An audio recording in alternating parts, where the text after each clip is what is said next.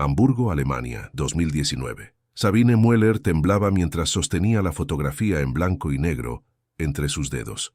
La imagen mostraba a una joven uniformada, sonriendo junto a otros guardias en el campo de concentración de Ravensbrück. El rostro era inconfundible. Era su madre, Gerda Müller, quien falleció en paz en 1987, rodeada de su amada familia. «Mi queridísima madre», susurró Sabine, usando el cariñoso apelativo que siempre empleaba. Pero la mujer de la foto no era la dulce repostera que le había enseñado a hacer galletas navideñas. Era Gerda Hoffmann, una antigua guardia de las SS que participó en la selección de miles de mujeres para las cámaras de gas. Durante 65 años, Sabine vivió creyendo que su madre había sido costurera durante la guerra. La verdad salió a la luz cuando un historiador que investigaba a los guardias de Ravensbrück la contactó y le presentó documentación irrefutable.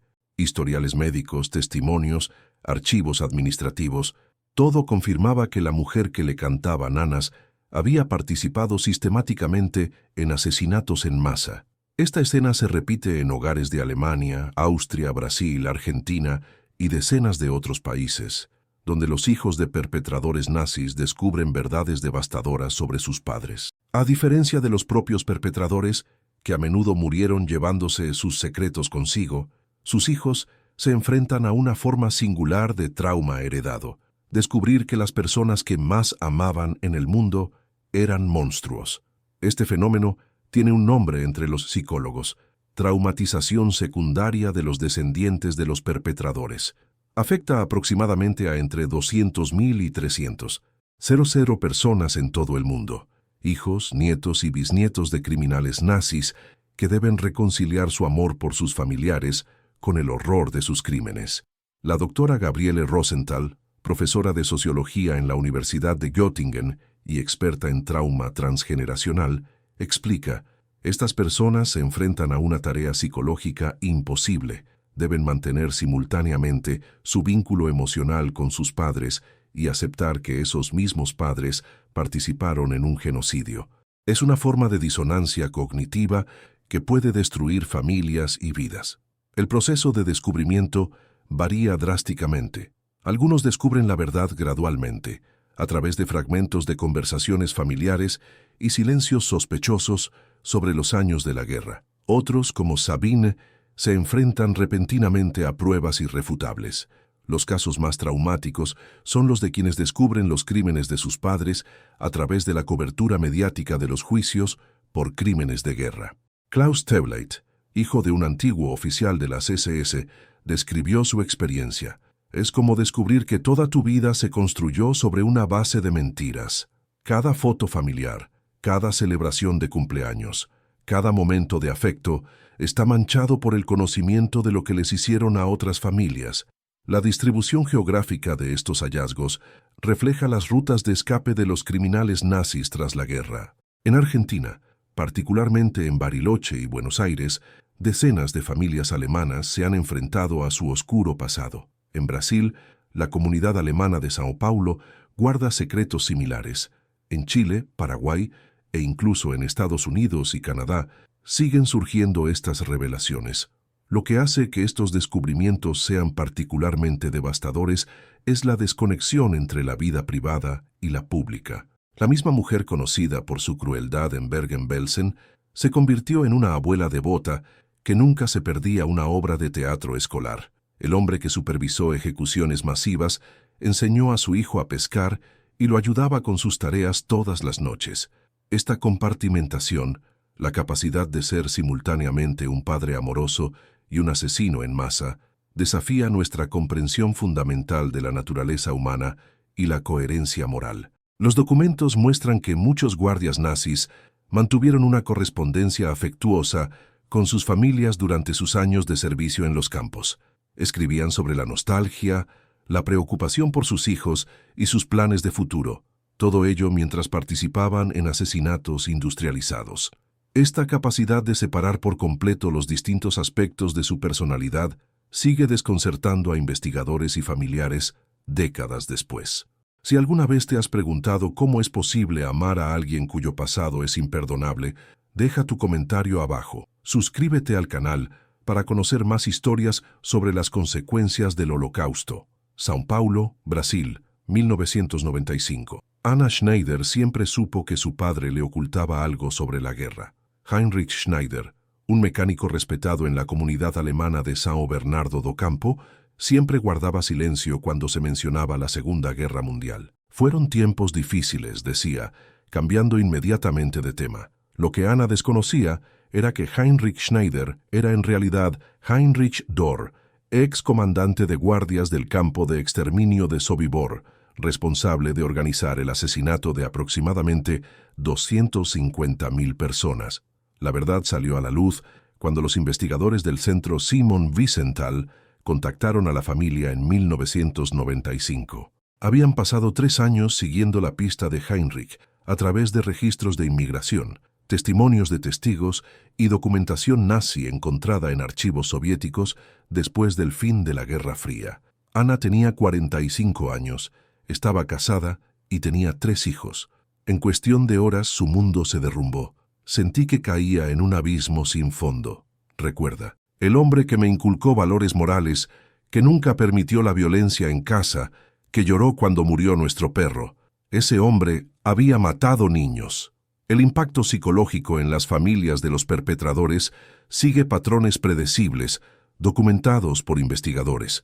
El doctor Dan Bar-On de la Universidad Ben Gurion realizó el estudio más exhaustivo sobre esta población, entrevistando a más de 350 descendientes de criminales nazis entre 1985 y 2010.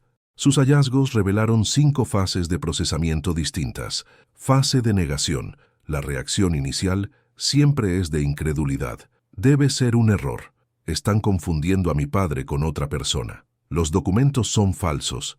Esta fase puede durar meses o incluso años. Fase de ira. Cuando la negación se vuelve insoportable, surge la ira. Ira contra el padre por mentir, contra los investigadores por destruir la paz familiar, contra el mundo por no dejar descansar el pasado. Fase de investigación. Muchos descendientes se obsesionan con descubrir toda la verdad. Buscan en archivos, entrevistan a testigos y visitan campos de concentración.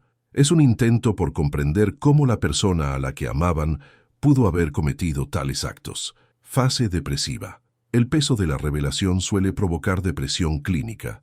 Muchos descendientes afirman sentirse contaminados por su herencia genética y se preguntan si el mal es hereditario. Fase de integración. Algunos logran integrar la verdad en su identidad sin que ésta los destruya.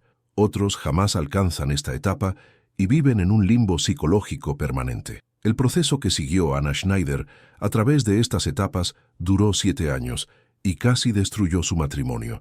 Su marido no pudo soportar estar casado con la hija de un nazi. Sus hijos, que al principio la apoyaban, empezaron a tener problemas de conducta en el colegio cuando sus compañeros se enteraron de la existencia de su abuelo. Intenté suicidarme 2 veces, admite Anna. Me sentía responsable de sus crímenes. Sé que suena irracional, pero la culpa era abrumadora. Miraba mis manos e imaginaba que estaban manchadas con la sangre de sus víctimas. La situación económica de la familia también empeoró. Anna perdió su trabajo como maestra cuando la historia se hizo pública. Los vecinos, que conocían a Heinrich como un mecánico amable, ahora miraban a la familia con recelo y disgusto. Pero el caso de Anna no es único. En Alemania, los grupos de apoyo a descendientes de agresores informan de patrones similares. La revelación suele afectar no solo a los hijos directos, sino a toda la familia. Los hermanos se distancian. Algunos aceptan la verdad, mientras que otros la niegan. Las familias a menudo quedan divididas para siempre por estas razones. Martha Weber, hija de un guardia de Auschwitz, describe las consecuencias. Mi hermana se negó a creerlo hasta el día de su muerte. Dijo que yo estaba traicionando la memoria de nuestra madre al aceptar la verdad. Nunca volvimos a hablar después de 1978. El factor geográfico añade más complicaciones. En Sudamérica, donde muchos criminales nazis encontraron refugio, la revelación suele afectar a familias que llevan décadas plenamente integradas en las comunidades locales. El estigma social puede ser especialmente intenso en los pueblos pequeños donde todos se conocen. En Bariloche, Argentina, La familia Hoffman descubrió en 1998 que su patriarca, el respetado empresario local Otto Hoffman, era en realidad Otto Schenk, antiguo comandante de un subcampo de Mauthausen. La revelación dividió no solo a la familia, sino a toda la comunidad alemana de la ciudad.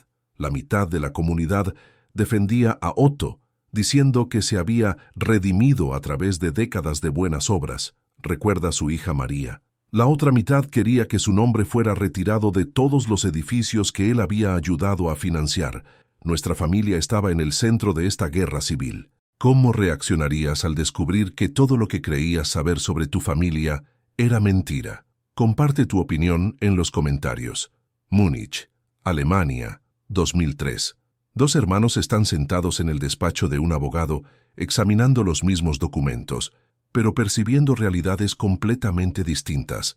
Los papeles demuestran que su padre, Klaus Meller, era Klaus Brenner, un antiguo guardia de Treblinka que participó en el asesinato de 870.000 personas.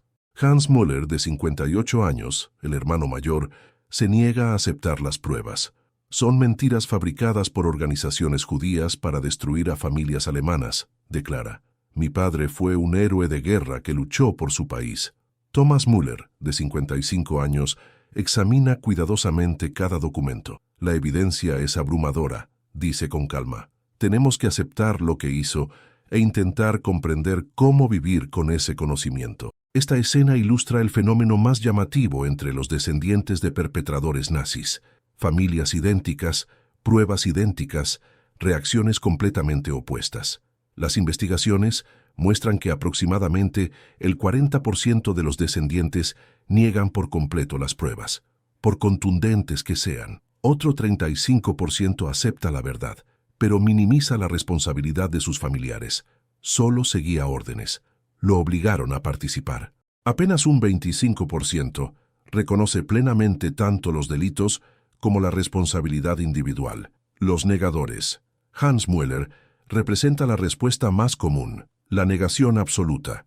A pesar de las pruebas de ADN, los testimonios de testigos, la documentación nazi y las pruebas fotográficas, mantiene que su padre era inocente. Pasé 20 años luchando contra estas acusaciones, dice Hans en una entrevista. Contraté abogados, realicé mis propias investigaciones, confronté a supuestos testigos. Todo es una conspiración para sacarle dinero a las familias alemanas. Hans creó una narrativa alternativa donde su padre fue incriminado por investigadores aliados desesperados por encontrar chivos expiatorios. Se unió a organizaciones revisionistas que afirman que el Holocausto fue enormemente exagerado y que los juicios por crímenes de guerra fueron justicia del vencedor. La psicología de la negación es compleja, pero comprensible. Aceptar que un padre querido fue un asesino en masa exige desmantelar los cimientos de la propia identidad y los recuerdos de la infancia. Para muchos, este precio psicológico es simplemente demasiado alto. El doctor Harald Welzer, director del Centro de Investigación Interdisciplinaria de la Memoria, explica: la negación es un mecanismo psicológico de supervivencia. Permite a los individuos mantener su vínculo emocional con sus padres sin afrontar las implicaciones morales de sus crímenes.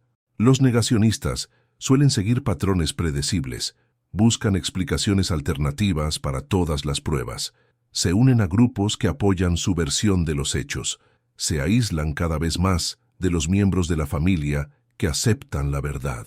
Con frecuencia, elaboran teorías conspirativas sobre fuerzas ocultas que tienen como objetivo a sus familias. Los minimizadores. Thomas Müller aceptó inicialmente que su padre estuvo en Treblinka, pero argumentó que era solo un guardia que nunca mató personalmente a nadie. Esta aceptación parcial le permitió reconocer la evidencia al tiempo que preservaba la integridad moral de su padre. Era joven, estaba lejos de casa y seguía órdenes de sus superiores, razonó Thomas. Probablemente salvó muchas vidas al ser amable con los prisioneros. Los verdaderos criminales fueron los oficiales que dieron las órdenes. Esta forma de disonancia cognitiva es extremadamente común. Los hijos aceptan la evidencia objetiva, pero crean mecanismos de defensa emocionales que protegen su relación con sus padres. Las estrategias comunes de minimización incluyen Fue obligado a participar o sería ejecutado. Intentaba ayudar a los presos siempre que le era posible. Era simplemente un empleado de bajo nivel sin poder real. Los verdaderos criminales fueron los líderes nazis. Lamentó profundamente sus acciones después de la guerra. Los confrontarios. El grupo más pequeño lo forman quienes reconocen plenamente tanto los crímenes como la responsabilidad individual. Estos descendientes suelen convertirse en defensores de la educación sobre el Holocausto y la preservación de la memoria. Niklas Frank, hijo del gobernador general nazi Hans Frank, representa esta categoría. Dedicó décadas a condenar públicamente los crímenes de su padre y a confrontar la reticencia de la sociedad alemana a afrontar su pasado. Mi padre fue un criminal de guerra que merecía ser ejecutado, afirma Niklas categóricamente. No minimizo su responsabilidad ni busco excusas. Tomó la decisión consciente de participar en un genocidio. Los animales confrontativos suelen exhibir varias características. Realizan una investigación exhaustiva sobre los crímenes de sus familiares. Visitan con frecuencia campos de concentración y se reúnen con supervivientes. Se convierten en activistas de la educación sobre el Holocausto. A veces cambian sus nombres para distanciarse del legado familiar. Pueden donar los bienes heredados a fondos de compensación para las víctimas. Sin embargo, este camino conlleva enormes costes psicológicos. Muchas personas confrontativas sufren depresión, ansiedad y problemas en sus relaciones. A menudo se sienten alienadas tanto de sus familias, que rechazan su postura, como de la sociedad en general, que prefiere no recordar verdades incómodas. Los investigadores. Una cuarta categoría la forman los descendientes que se obsesionan con descubrir toda la verdad sobre la participación de sus familiares. Dedican años a investigar archivos, entrevistar a testigos y reconstruir las actividades de sus parientes durante la guerra. Monika Gott, hija de Amon Gott, el comandante retratado en la lista de Schindler, dedicó décadas a investigar los crímenes de su padre. Encontró supervivientes, visitó el campo de concentración de Plaszow y documentó sus atrocidades con estremecedores detalles. Necesitaba saberlo todo, explicó. Cada asesinato, cada acto de crueldad, era la única manera de comprender quién era realmente y cómo debía vivir con ese conocimiento. Esta investigación obsesiva a menudo se convierte en una forma de penitencia, un intento de expiar los crímenes de sus familiares mediante una documentación e identificación meticulosas. ¿Cuál de estas reacciones crees que tendrías si descubrieras algo así sobre tu familia? ¿Es comprensible la negación o es moralmente inaceptable? Viena, Austria, 2018. La doctora Elisabeth Leitner está sentada en su consulta psiquiátrica, escuchando a una paciente describir pesadillas recurrentes. En los sueños, siempre corre por un campo de concentración, intentando salvar a niños de las garras de su abuela. La paciente tiene 34 años. Nació décadas después del fin de la guerra, pero sufre síntomas de trauma típicos de los supervivientes del Holocausto. Su abuela, María Huber, había sido guardia en el campo de concentración de Ravensbrück. La familia no supo la verdad hasta 2015, cuando las autoridades austriacas la investigaron por crímenes de guerra. María falleció en 2016 a los 95 años, antes de que se resolviera el caso, pero la revelación destrozó a 3 generaciones de su familia. La culpa parece genética, explica la paciente. Sé intelectualmente que no soy responsable de sus actos, pero emocionalmente me siento contaminada. Veo su rostro en el espejo y me pregunto si soy capaz de la misma maldad. Este fenómeno, descendientes de perpetradores que experimentan síntomas de trauma similares a los de las víctimas, se ha convertido en un área importante de investigación psicológica, a diferencia del trauma tradicional que proviene de la victimización directa. Este representa una forma de daño moral heredado que puede transmitirse de generación en generación. La neurociencia de la culpa heredada. Estudios recientes en epigenética sugieren que el trauma puede transmitirse mediante mecanismos genéticos. Investigaciones con supervivientes del Holocausto han demostrado que un trauma severo puede alterar la expresión del ADN de maneras que afectan a sus hijos y nietos. Si bien la mayoría de las investigaciones se centran en las familias de las víctimas, mecanismos similares podrían afectar a las familias de los perpetradores.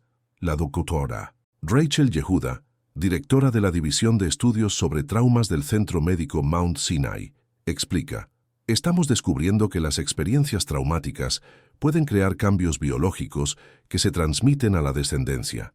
Esto incluye no solo el trauma en las víctimas, sino también el trauma en los perpetradores, el daño psicológico causado por cometer atrocidades.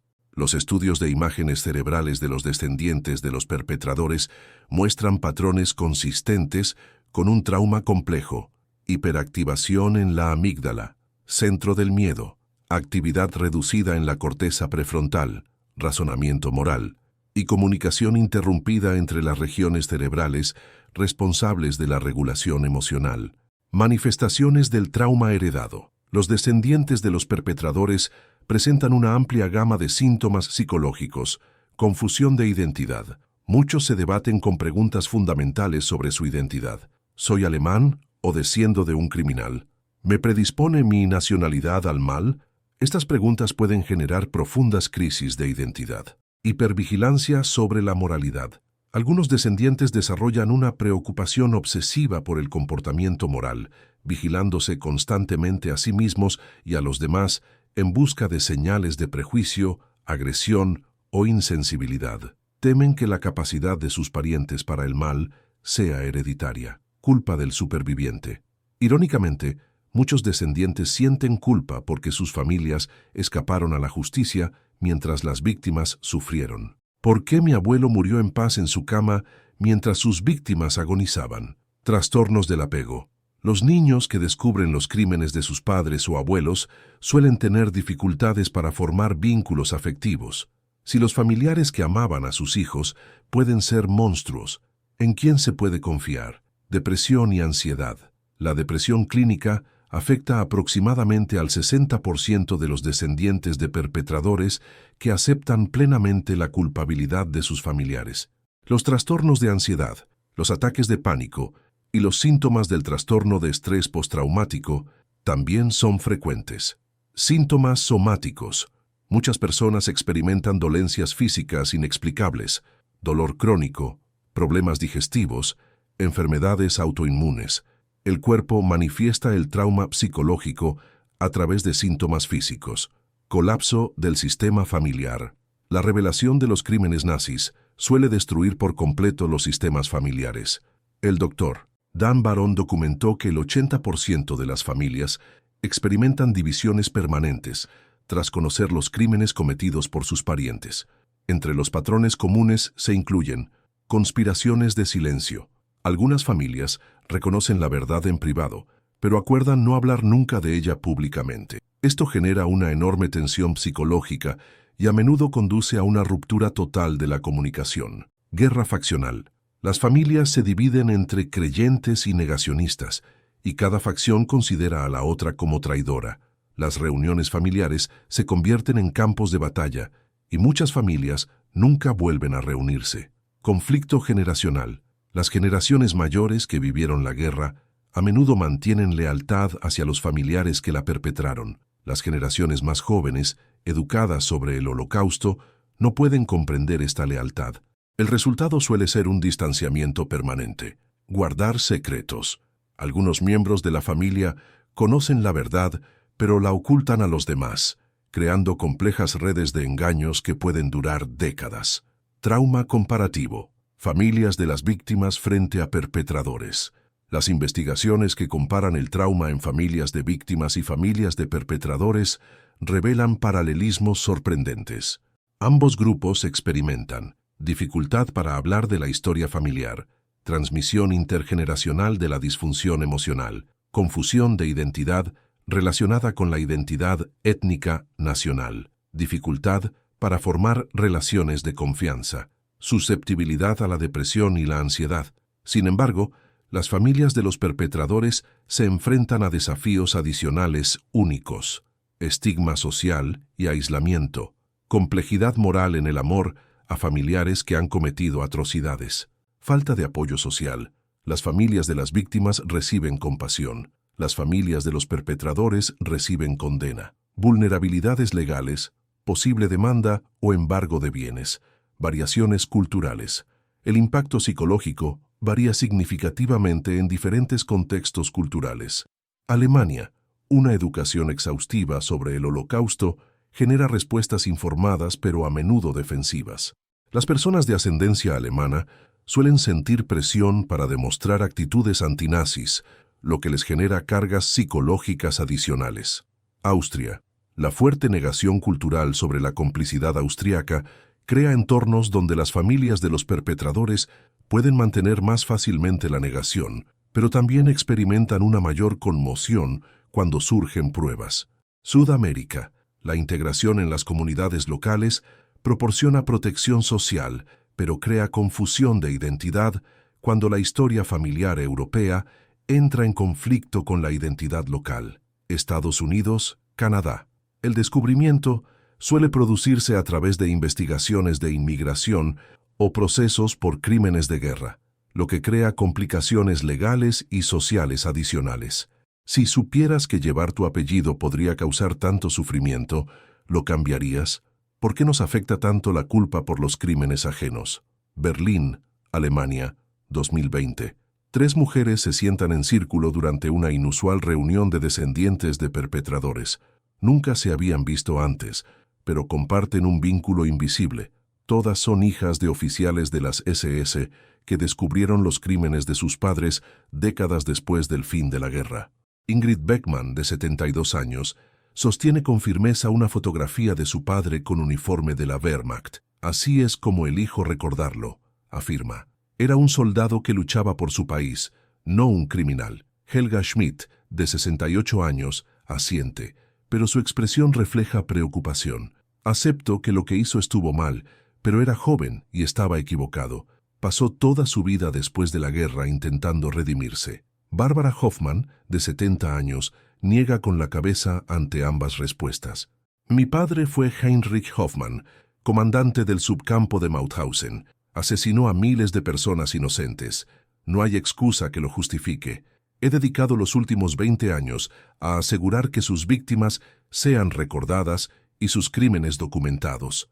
Estas 3 mujeres representan el espectro de respuestas entre los descendientes de perpetradores, cada una eligiendo estrategias fundamentalmente diferentes para afrontar la carga heredada. Estrategia 1. Negación absoluta. Ingrid Beckman representa aproximadamente al 40% de los descendientes de perpetradores, aquellos que se niegan a aceptar cualquier evidencia de participación familiar en crímenes nazis, independientemente de la calidad de la documentación. El padre de Ingrid, Wilhelm Beckman, fue SS Oberführer en el campo de exterminio de Sobibor. La documentación incluye su firma en órdenes de deportación, testimonios que describen su presencia durante asesinatos en masa y fotografías que lo muestran en el campo. Sin embargo, Ingrid lo niega rotundamente. Todas las pruebas fueron fabricadas por los aliados para justificar sus crímenes de guerra contra Alemania, insiste. Mi padre me dijo que trabajaba en la administración militar. Jamás me mentiría. Ingrid construyó una elaborada narrativa alternativa. Su padre, en realidad, estaba investigando crímenes de las SS y fue incriminado por sus esfuerzos. Los testimonios de los testigos fueron obtenidos bajo coacción o fabricados. Los documentos fueron falsificados por los servicios de inteligencia aliados. Las fotografías han sido alteradas o identificadas erróneamente. El Holocausto en sí fue enormemente exagerado con fines políticos. Este nivel de negación requiere una enorme energía psicológica. Ingrid pasó 30 años asistiendo a conferencias revisionistas, financiando investigaciones históricas que respaldan su postura y rodeándose exclusivamente de personas que comparten sus creencias. El modelo de terapia cognitivo-conductual del Dr. Aaron Beck explica esto como inflexibilidad cognitiva, la incapacidad de modificar las creencias fundamentales ante evidencia contradictoria. La inversión psicológica en la negación se vuelve tan enorme que abandonarla requeriría reconstruir toda la cosmovisión de la persona. Estrategia 2. Aceptación calificada. Helga Schmidt representa aproximadamente el 35% de los descendientes, aquellos que reconocen que sus familiares estuvieron presentes en crímenes nazis, pero minimizan su responsabilidad y culpabilidad moral. Su padre, Kurt Schmidt, Era comandante de guardia en el campo de concentración de Bergen-Belsen. Existen pruebas de que supervisó personalmente las ejecuciones y participó en la selección de prisioneros. Sin embargo, Helga creó una narración que conserva su esencia moral. Sí, él estaba allí. Sí, ocurrieron cosas terribles. Pero él solo seguía órdenes. Me dijo que ayudó en secreto a muchos prisioneros. No tenía otra opción. Si se negaba a cumplir órdenes, lo ejecutarían. La estrategia de minimización de Helga comprende varios elementos. Reconocer la existencia de los hechos al tiempo que se niega la responsabilidad moral. Resaltar las presiones externas y la falta de opciones, alegando acciones humanitarias secretas que no dejaron rastro. Centrarse en la redención de posguerra a través de las buenas obras, comparando favorablemente a su padre con los verdaderos criminales que dieron las órdenes. Esta estrategia le permite a Helga mantener su vínculo emocional con su padre, mientras aparenta aceptar la realidad histórica. Sin embargo, requiere una racionalización constante y se vuelve cada vez más difícil de sostener cuando se enfrenta a pruebas concretas de participación voluntaria en atrocidades. Estrategia 3. Reconocimiento pleno y activismo. Barbara Hoffman representa al grupo más pequeño, alrededor del 25% de los descendientes, que reconocen plenamente tanto los crímenes como la responsabilidad individual, y a menudo canalizan este conocimiento hacia actividades educativas o conmemorativas. Su padre, Heinrich Hoffmann, fue descrito como particularmente brutal incluso para los estándares nazis. Los testimonios de los supervivientes lo describen golpeando a los prisioneros hasta la muerte con sus propias manos. Tras la guerra, escapó a Argentina, donde vivió en paz hasta su muerte en 1978. Bárbara se enteró de sus crímenes en 1995, cuando los investigadores del Centro Simon Wiesenthal la contactaron. Su reacción inicial fue un colapso psicológico total, hospitalización por depresión, divorcio, pérdida del trabajo, pero poco a poco transformó su trauma en una misión. No puedo devolverles la vida a sus víctimas, pero puedo asegurar que sean recordadas, explica Bárbara. Puedo usar mi historia para educar a la gente sobre cómo familias comunes y corrientes pueden albergar una maldad extraordinaria. El activismo de Bárbara incluye: dona tu herencia a organizaciones que educan sobre el Holocausto, da charlas en escuelas y universidades sobre los crímenes de su familia, voluntariado en sitios conmemorativos del Holocausto, mantener correspondencia con los supervivientes y las familias de las víctimas, defensa de los procesos judiciales en curso por crímenes de guerra. Este camino exige una enorme fortaleza psicológica y suele conllevar importantes costes sociales. Bárbara lleva más de 20 años distanciada de la mayor parte de su familia. Sus propios hijos tuvieron dificultades al principio para aceptar tener un abuelo nazi. Se enfrenta a la hostilidad tanto de los negacionistas del Holocausto como de algunas comunidades de víctimas que cuestionan sus motivos. Estrategia 4. Compartimentación. Una cuarta estrategia, no representada en esta reunión en particular, pero documentada en investigaciones, implica una separación completa de la identidad personal y la histórica. María Gross, hija del comandante de la Guardia de Treblinka, Franz Gross, prefiere ver las acciones de su padre durante la guerra como algo completamente separado de su identidad posterior como padre amoroso. Lo que hizo durante la guerra estuvo mal. El hombre que me crió fue bueno. No intento reconciliar estas dos realidades. Simplemente acepto que las personas son complejas.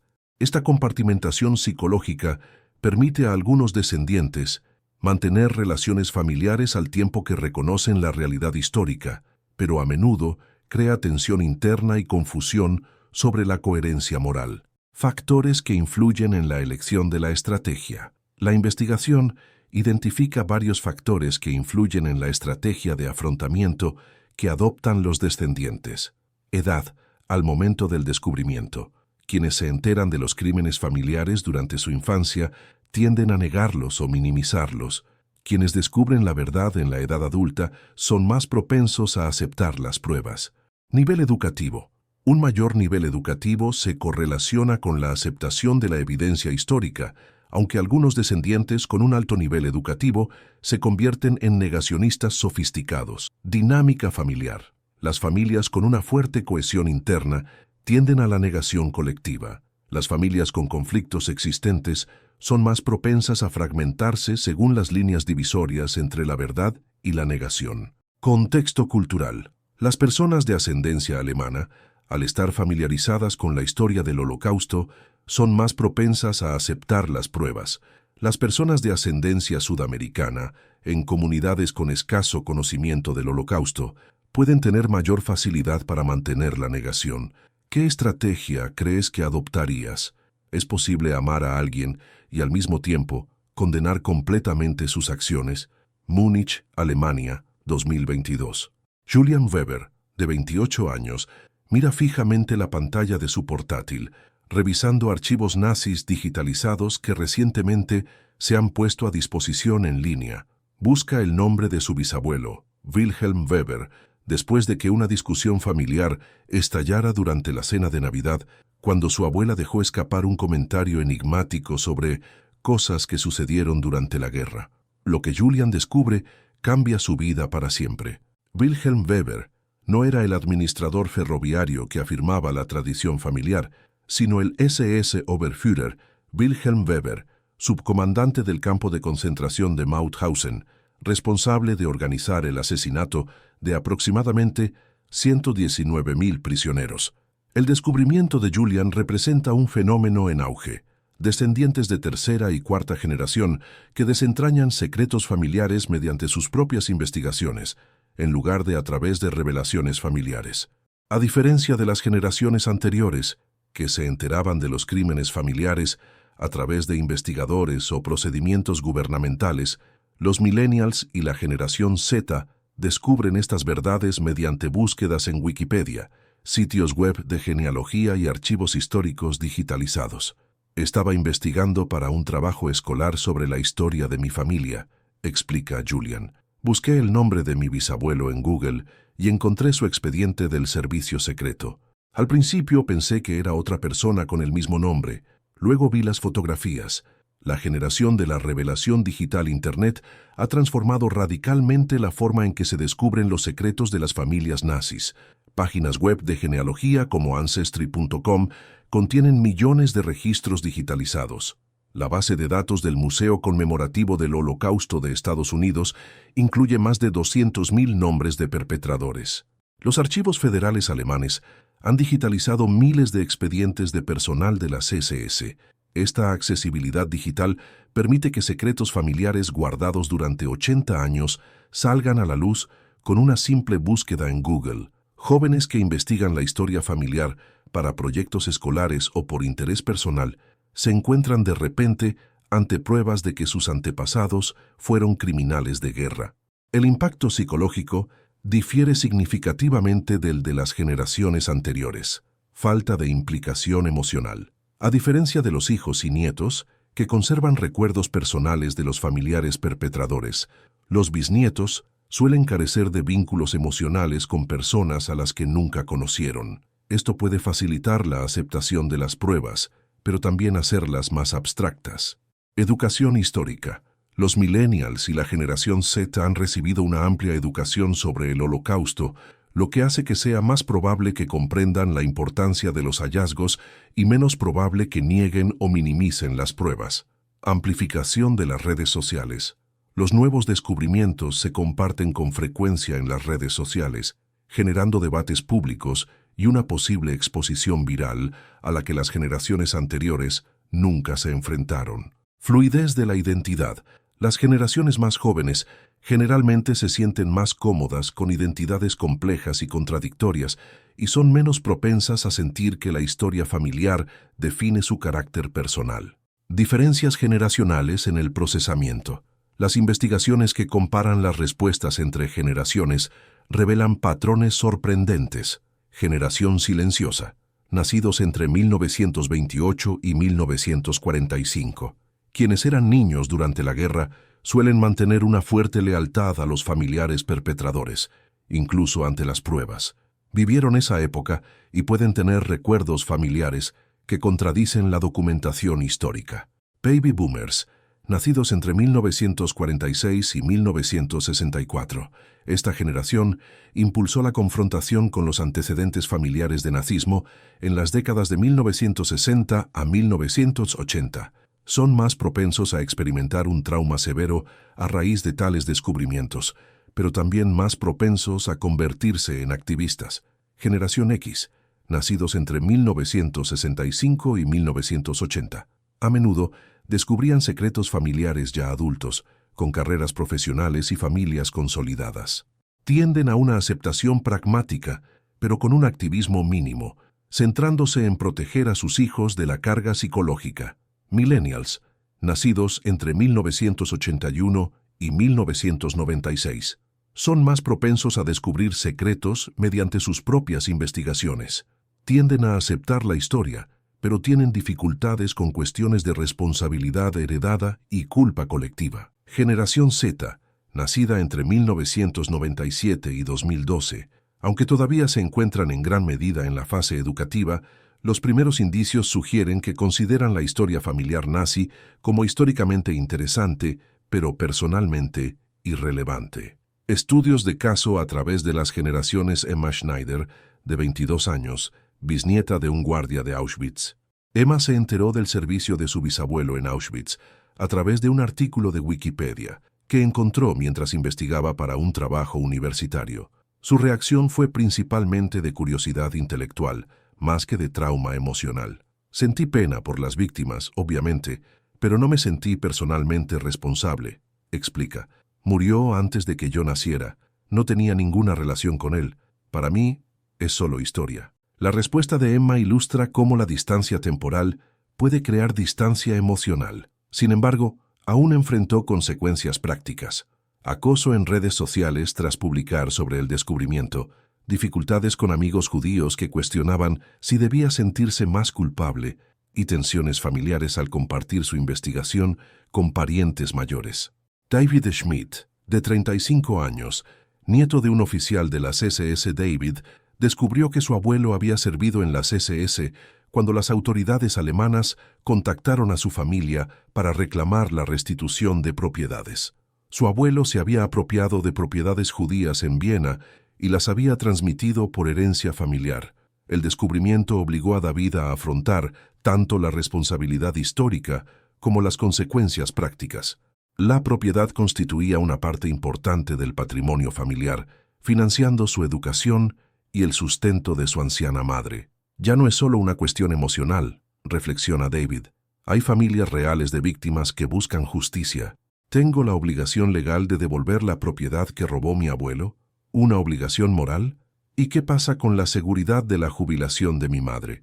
El caso de David ilustra cómo los descendientes lejanos aún pueden enfrentar consecuencias tangibles por los crímenes de sus familiares, creando dilemas prácticos que van más allá del trauma psicológico. Debates sobre la responsabilidad hereditaria. La cuestión de la responsabilidad heredada se vuelve más compleja a través de las generaciones. Si bien la mayoría acepta que los hijos directos de los perpetradores no tienen responsabilidad legal por los delitos de sus padres, persisten los debates en torno a las responsabilidades morales, sociales y financieras. Argumentos a favor de la responsabilidad heredada. Los beneficios obtenidos de bienes robados deben devolverse independientemente del tiempo transcurrido. Deben reconocerse los apellidos asociados a los crímenes nazis y asumirse las responsabilidades de su memoria. Las responsabilidades en materia de educación histórica aumentan con el tiempo, en lugar de disminuir. La herencia genética y cultural puede incluir predisposiciones a comportamientos dañinos. Argumentos en contra de la responsabilidad heredada. La responsabilidad individual no puede heredarse más allá de la persona que cometió el delito. La distancia temporal reduce la conexión entre los individuos actuales y los acontecimientos históricos. Castigar a descendientes lejanos por las acciones de sus antepasados viola los principios de justicia individual. El enfoque debe centrarse en el comportamiento actual, en lugar de en las conexiones familiares históricas. ¿Cómo debe transmitirse la responsabilidad histórica de generación en generación? ¿En qué momento debe considerarse extinguida la culpa familiar? Bariloche, Argentina, 2019. La comunidad alemana de este pintoresco pueblo andino celebra su Oktoberfest anual. Familias con apellidos como Schmidt, Weber y Hoffmann se reúnen alrededor de mesas llenas de cerveza, hablan alemán y celebran su herencia.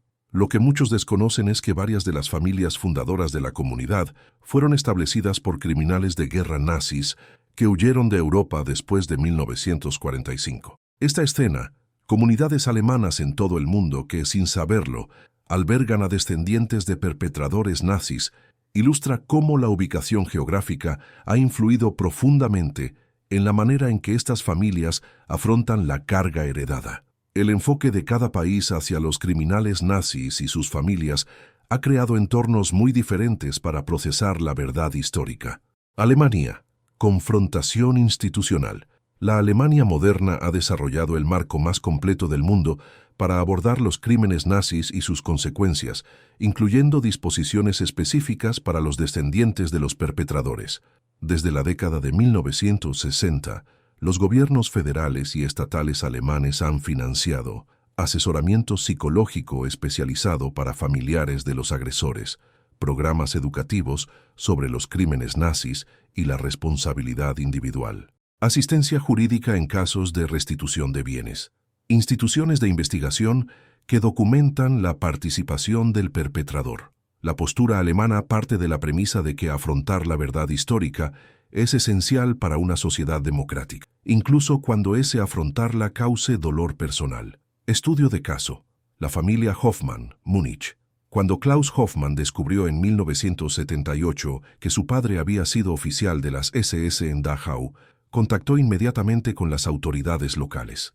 El Ministerio de Educación de Baviera le facilitó el contacto con asesores expertos y le ayudó a financiar su investigación sobre los crímenes de su padre. Recientemente, Klaus se ha convertido en educador sobre el Holocausto, impartiendo charlas en escuelas alemanas sobre la participación de su familia en los crímenes nazis. El gobierno alemán ha apoyado su labor, proporcionándole subvenciones y apoyo institucional. El Estado dejó claro que afrontar la verdad no era solo mi responsabilidad personal, sino un deber cívico, explica Klaus. Me proporcionaron recursos para ayudarme a procesar el trauma y encontrar formas constructivas de utilizar mi experiencia. Sin embargo, este apoyo institucional conlleva presión social. Las personas de ascendencia alemana a menudo se sienten obligadas a demostrar públicamente actitudes antinazis, lo que crea cargas psicológicas adicionales. Austria. Amnesia selectiva. La narrativa de la posguerra austriaca posicionó al país como la primera víctima de Hitler, minimizando la complicidad austriaca en los crímenes nazis. Esto creó un entorno donde las familias de los perpetradores pudieron mantener la negación con mayor facilidad. A diferencia de Alemania, Austria ofrece un apoyo institucional mínimo para afrontar los antecedentes familiares relacionados con el nazismo. La restitución de propiedades ha avanzado lentamente y la educación pública sobre la participación austriaca en los crímenes nazis fue limitada hasta la década de 1990. Estudio de caso. La familia Weber, Viena. En 1995, la familia Weber descubrió que su patriarca había sido comandante de guardia en el campo de concentración de Mauthausen. Sin embargo, las autoridades austriacas mostraron poco interés en investigar y no se les brindó ningún tipo de apoyo. La familia quedó dividida para siempre.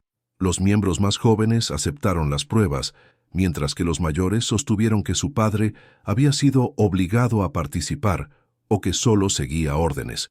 Sin apoyo institucional para procesar la revelación, la familia nunca se reconcilió. Estábamos solas, explica María Weber, la hija del perpetrador. Nadie quería hablar de ello. Ni siquiera los historiadores estaban interesados en casos individuales. Sudamérica. Integración y negación. Argentina, Brasil, Chile y Paraguay se convirtieron en los principales destinos para los criminales nazis que huían, creando grandes comunidades alemanas con historias ocultas. Los enfoques adoptados por estos países variaron significativamente. Argentina. Enclaves protegidos. Bajo el mandato de Juan Perón, Argentina reclutó activamente inmigrantes alemanes, incluyendo conocidos nazis. La comunidad alemana en Argentina desarrolló sólidas redes internas que protegieron a sus miembros del escrutinio externo. Bariloche, a veces llamada la Pequeña Alemania, se hizo especialmente conocida por albergar a refugiados nazis. Durante décadas, la comunidad mantuvo un silencio colectivo sobre las actividades de sus miembros durante la guerra. Estudio de caso. La familia Schmidt, Bariloche Otto Schmidt, llegó a Bariloche en 1947 y rápidamente se consolidó como un exitoso empresario. Su familia se integró a la sociedad argentina sin renunciar a su identidad cultural alemana. Cuando en 1998 los investigadores descubrieron que Otto había sido oficial de las SS, la comunidad se dividió. Las organizaciones alemanas locales defendieron a Otto como un hombre reformado que contribuyó al desarrollo argentino. Sus descendientes lucharon con una doble lealtad, a su identidad argentina adoptada y a su herencia alemana. Nos hicimos argentinos, pero nunca dejamos de ser alemanes, explica la nieta de Otto. Cuando se supo la verdad, no sabíamos qué identidad elegir. Brasil. Indiferencia burocrática. Brasil acogió a fugitivos nazis principalmente por razones económicas, mostrando poco interés en sus antecedentes. Esto creó un entorno donde las familias de los perpetradores pudieron asimilarse por completo, sin enfrentarse a su pasado. Estudio de caso. La familia Mueller, São Paulo. Heinrich Mueller vivió abiertamente en São Paulo durante 40 años, trabajando para Volkswagen y criando una familia brasileña. Sus hijos asistieron a escuelas locales, sirvieron en el ejército brasileño y se consideraban brasileños. Cuando las autoridades alemanas revelaron que Heinrich había sido comandante de un campo de concentración, las autoridades brasileñas mostraron escaso interés en el caso. La familia no recibió ningún apoyo para emprender acciones legales tras la revelación. A Brasil no le importaba nuestro pasado alemán, explica Carlos, hijo de Heinrich, pero de repente tuvimos que preocuparnos por algo cuya existencia desconocíamos. Chile. Protección autoritaria. Durante la dictadura de Augusto Pinochet, 1973-1990, Chile protegió activamente a los inmigrantes alemanes, incluidos conocidos nazis. La comunidad alemana recibió privilegios especiales y protección gubernamental contra investigaciones externas. Estudio de caso. La familia Richter, Santiago Paul Richter, vivió cómodamente en la comunidad alemana de Santiago durante 30 años antes de que los investigadores descubrieran su identidad como antiguo médico de Auschwitz. Las autoridades chilenas rechazaron las solicitudes de extradición internacional y le brindaron protección legal. La familia de Richter vivió durante décadas conociendo sus crímenes y manteniendo su posición social dentro de la comunidad alemana. Solo después de que Chile recuperara la democracia, los familiares comenzaron a afrontar las implicaciones morales. Durante la dictadura, el gobierno nos protegía de las consecuencias, explica la hija de Richter. Tras la democracia, tuvimos que afrontar la verdad sin protección. Estados Unidos. Procedimientos legales. Estados Unidos desarrolló mecanismos legales especializados para abordar el problema de los criminales de guerra nazis, incluyendo disposiciones para la revocación de la ciudadanía y la deportación. Esto generó presiones únicas para las familias de los perpetradores. La Oficina de Investigaciones Especiales, OSI, del Departamento de Justicia, ha perseguido activamente a criminales de guerra nazis que viven en Estados Unidos, descubriendo a menudo sus identidades décadas después de que se hubieran establecido en Estados Unidos. Estudio de caso. La familia Brenner, Nueva York. John Brenner, originalmente Johann Brenner, vivió como un respetado carpintero en Queens durante 35 años antes de que los investigadores de la OSI descubrieran su identidad como exguardia de Treblinka. El proceso legal para revocarle la ciudadanía y deportarlo duró 6 años.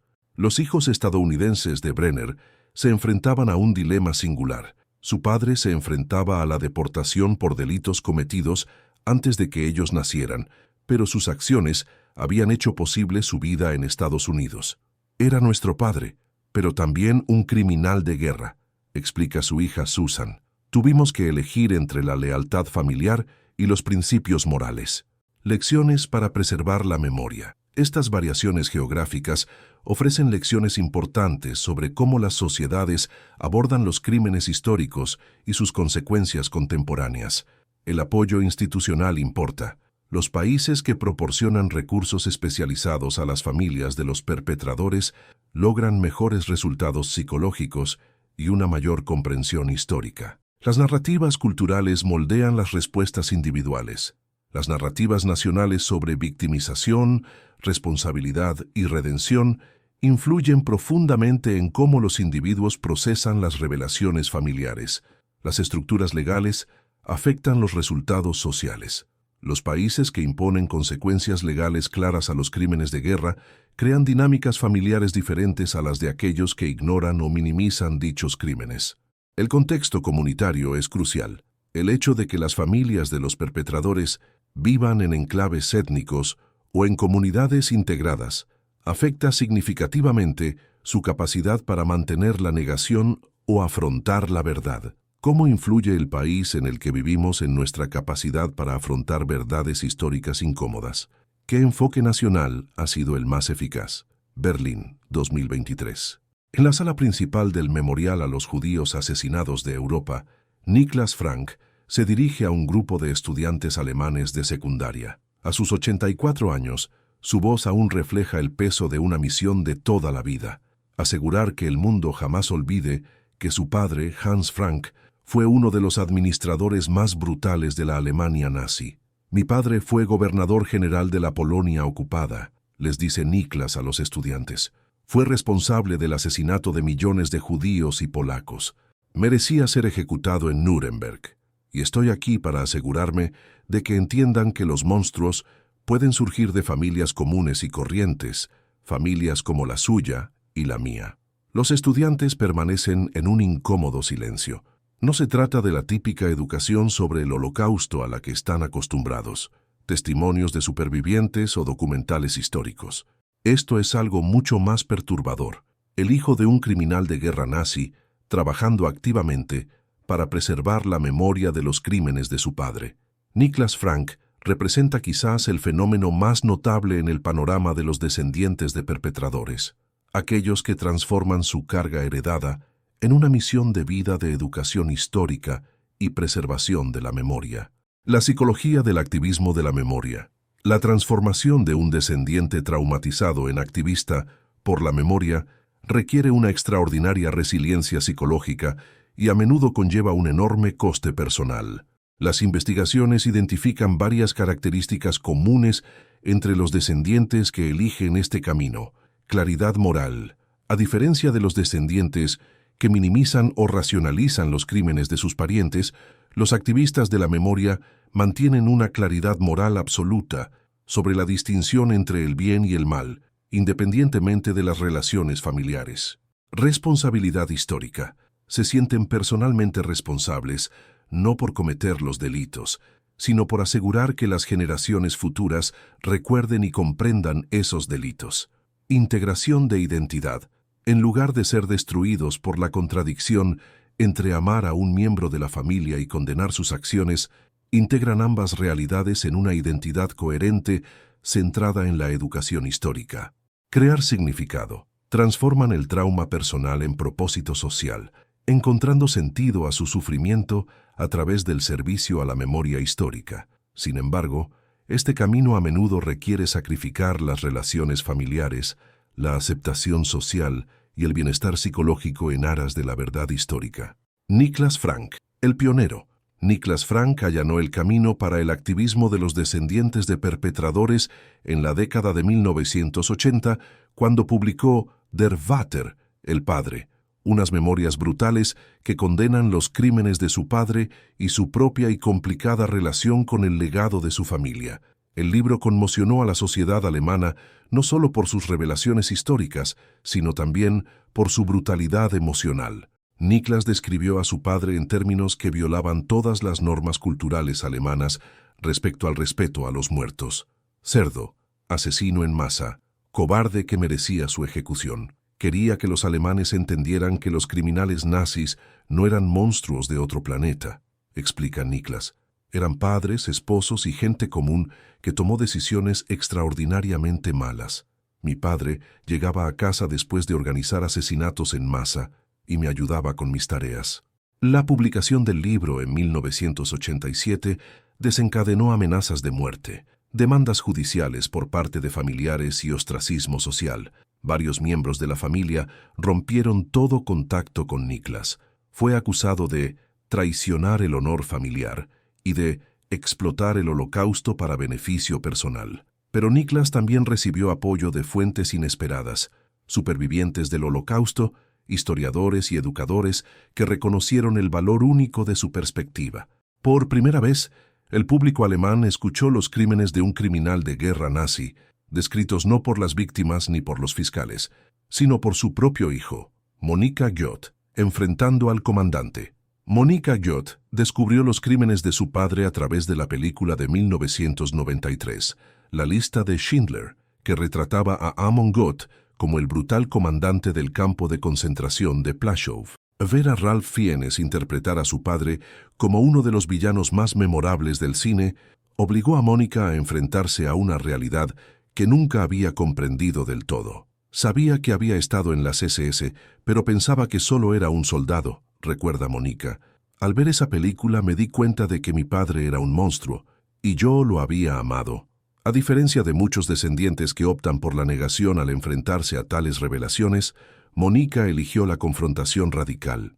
Viajó a Polonia para visitar Plaszow, se reunió con supervivientes y comenzó a hablar públicamente sobre los crímenes de su padre. Su activismo adoptó formas únicas.